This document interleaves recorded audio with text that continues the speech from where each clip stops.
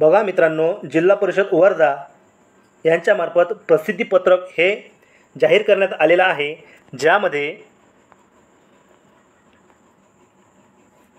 शालेय शिक्षण व क्रीडा विभाग शासन निर्णय दिनांक 23 सप्टेंबर 2024 अन्वये स्थानिक स्वराज्य संस्थांच्या 10 व 10पेक्षा कमी पटसंख्या असलेल्या शाळेत डी.एड. बी.एड.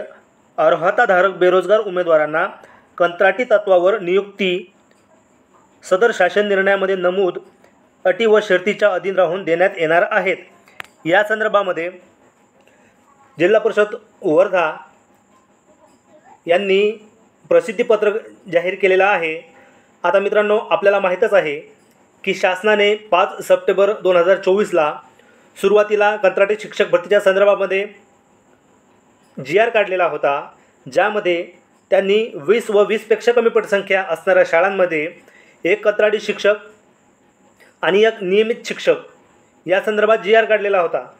मात्र त्या कंत्राटी शिक्षक भरतीला शिक्षक संघटना त्याचबरोबर राज्यातील अभियोग्यताधारक यांनी खूप मोठ्या प्रमाणामध्ये विरोध केलेला होता आणि त्या विरोधामुळे शासनाने पुन्हा 23 सप्टेंबर 2024ला नवीन शासन निर्णय काढला आणि ज्या ठिकाणी 20 किंवा 20पेक्षा कमी पटसंख्या असणाऱ्या शाळांमध्ये कंत्राटी शिक्षक भरतीचा निर्णय घेण्यात आलेला होता, त्यामध्ये बदल करून राज्यातील स्थानिक स्वराज्य संस्थांच्या म्हणजेच जिल्हा परिषद, महानगरपालिका, नगर परिषद, कटक मंडळे या ज्या शाळांमध्ये 10 व 10पेक्षा कमी पटसंख्या असणार आहे, त्या शाळेमध्ये डी.एड. किंवा बी.एड. धारकाला कंत्राटी तत्वावर नियुक्ती देण्यात येणार आहे। तर अशा प्रकारचा हा 23 सप्टेंबरचा शासन निर्णय निर्गमित केलेला होता आणि त्यामध्ये इतर अटी व शर्ती दिलेल्या होत्या। त्या अटी व शर्तीच्या अधीन राहून ही जिल्हा परिषद वर्धा या ठिकाणी कंत्राटी शिक्षक भरती ही करण्यात येणार आहे। आता मित्रांनो, ज्या अटी व शर्ती आहेत त्या आपण थोडक्यात पाहू। मित्रांनो, 23 सप्टेंबर 2024चा महाराष्ट्र शासनाचा जो स्थानिक स्वराज्य संस्थांच्या 10 व 10पेक्षा कमी पटसंख्या असलेल्या शाळेत डी.एड. बी.एड. अर्हताधारक बेरोजगार उमेदवार यांना कंत्राटी तत्वावर नियुक्त करण्याबाबतचा हा जी.आर. आहे।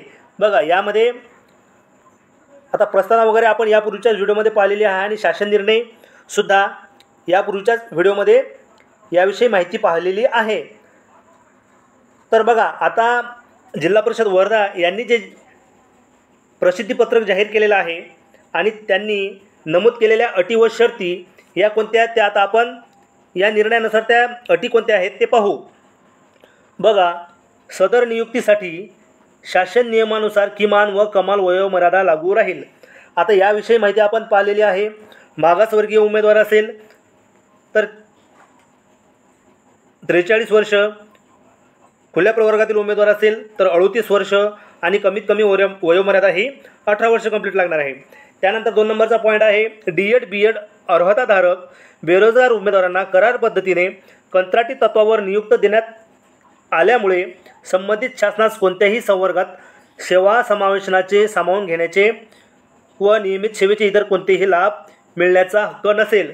म्हणजेच जर तुम्ही कंत्राटी शिक्षक भरतीसाठी अर्ज करणार असाल तर कायमस्वरूपी तुम्हाला जॉब नसणार आहे। त्यानंतर 3 नंबरचा पॉईंट आहे, सुरुवातीला नियुक्तीचा कालावधी एका शैक्षणिक वर्षासाठी असेल, परंतु त्यानंतर गुणवत्ता व योग्यतेच्या आधारावर आवश्यकतेनुसार सदर नियुक्तीचे वाढीव कालावधीकरिता दरवर्षी नूतनीकरण करता येईल। म्हणजेच बघा मित्रांनो, शासनाला यानंतर शिक्षक भरतीच्या संदर्भामध्ये शासनाने कंत्राटीकरण सुरू केलेलं आहे आणि याचा फटका हा थर्ड स्टेटमधील जी जाहिरात येईल त्यावरती, त्याचबरोबर 2022मधील सेकंड फेजवरती सुद्धा होणार आहे।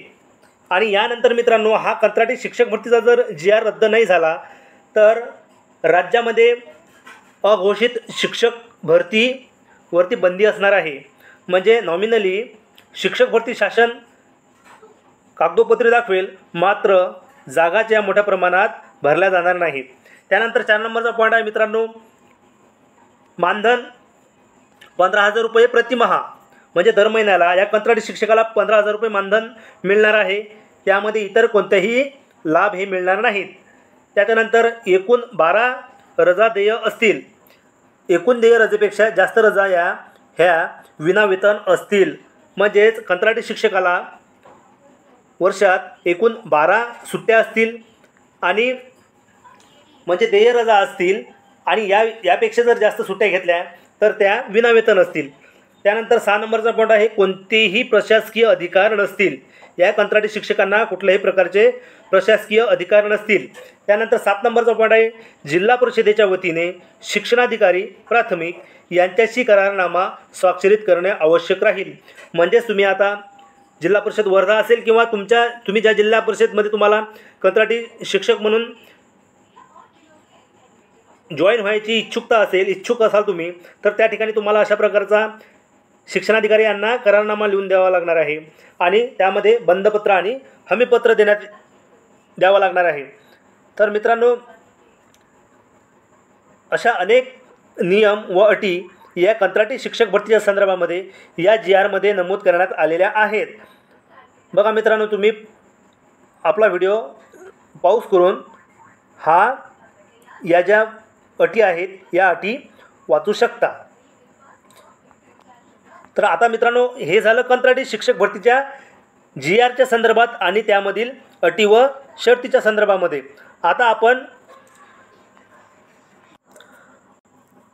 आता मित्रांनो, जिल्हा परिषद वर्धा येथील हे जे प्रसिद्ध पत्रक जाहीर करण्यात आलेलं आहे, यामध्ये जो अर्ज करायचा आहे त्या अर्जाचा नमुना सोबत प्रसिद्ध करण्यात येत आहे. म्हणजे हे प्रसिद्धी पत्रक जाहीर केलेलं आहे, त्यासोबत हा अर्जाचा नमुना देण्यात येणार आहे. आणि बघा, आता हा अर्ज तुम्हाला कुठे करायचा आहे, तर यापूर्वीच्या व्हिडिओमध्ये आपण माहिती सांगितलेली होती की पंचायत समितीमध्ये अर्ज दाखल करायचा आहे. मात्र मित्रांनो, कंत्राटी शिक्षक भरतीच्या संदर्भामध्ये खूप मोठ्या प्रमाणात विरोध झाला आणि त्यानंतर पुन्हा नवीन सुधारित शासन निर्णय निर्गमित केलेला आहे.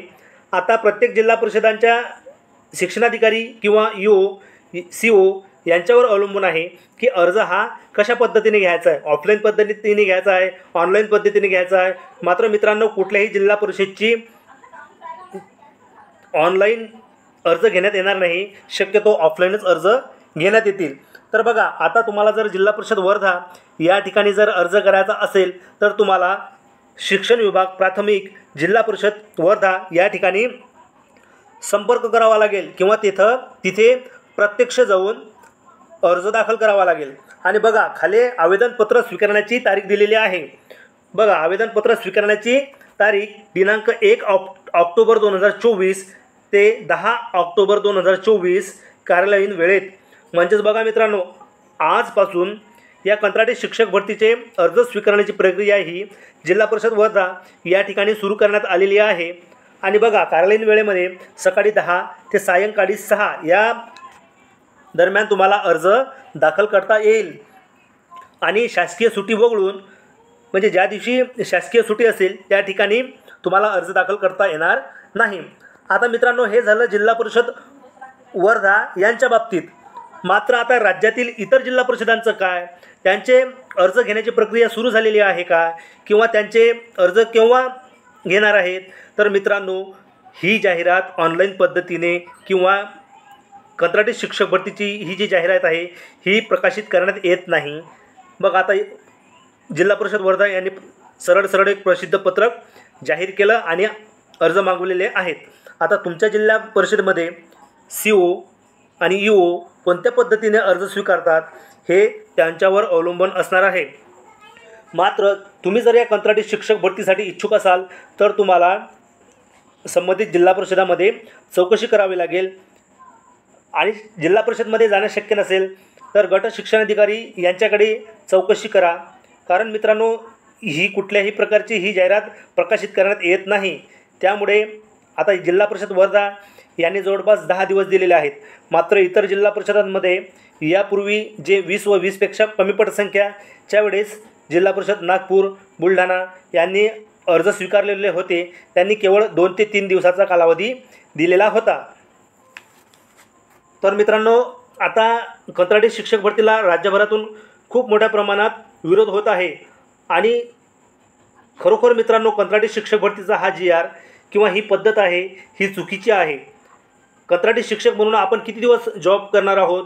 15,000 रुपये मानधन मिळणार आहे, ठीक आहे. मात्र जोपर्यंत 10पेक्षा कमी पटसंख्या संबंधित शाळेची आहे तोपर्यंत तुम्हाला त्या ठिकाणी काम करता येईल. मात्र पटसंख्या 10पेक्षा जास्त झाली की ते शासन किंवा शिक्षणाधिकारी हे तुम्हाला त्या ठिकाणी काढून टाकणार आहेत. त्यामुळे मित्रांनो, कंत्राटी शिक्षक भरतीपेक्षा जर नियमित शिक्षक भरती जर झाली तर यामध्ये शालेय विद्यार्थी त्याचबरोबर आपले DED BED बेरोजगार जे बांधव आहेत यांचासुद्धा फायदा आहे.